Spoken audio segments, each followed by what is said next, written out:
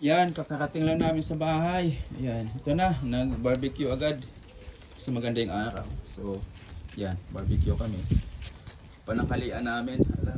Mas 12 pa lang dito sa amin. Saka bumili ako ng isda doon kanina. Ayan o. Ginto yung isda dito, napakamahal.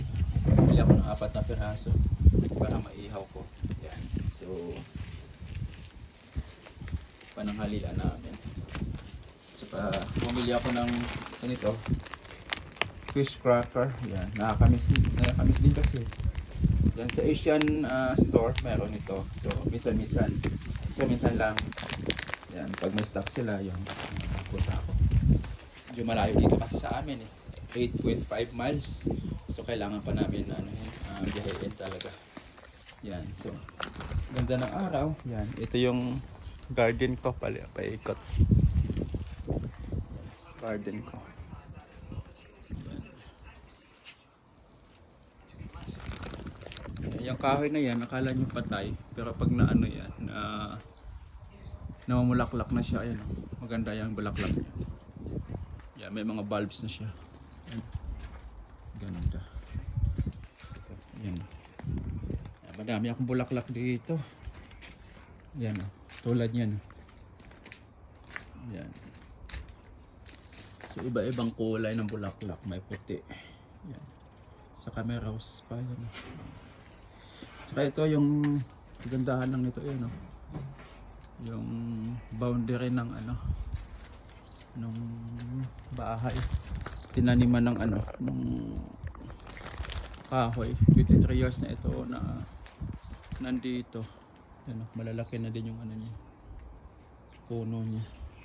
Saka dito sa kabila, ayan may bulaklak ako na walang dahon pero may bulaklak. Yan, kasi iba-ibang kulay. Tapos yung mga fern ko, yan, malalaki na rin. Ito yung kahoy dito kasi yung kapitbahay ko nagko-complain.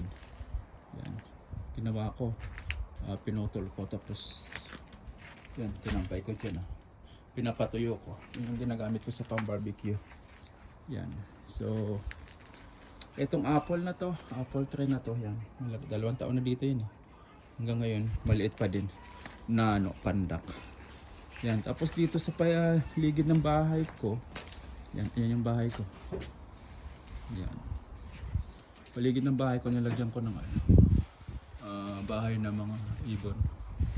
Kasi minsan, madalas sila dito, madami, lalo na pag maraming bulaklak pa.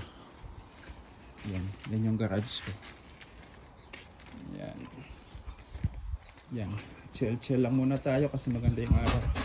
So barbecue. Panghalian. Ito yung door ko. Garden ko. Pag labas ko dito. Yan. So, minsan dito ako pinapark yung sasakyan ko. Paikot ko. Mga beans ko. Yan. Dito ko pinapark yung sasakyan ko. Yan. Pero pag nagmamadali ako, dyan na lang sa labas.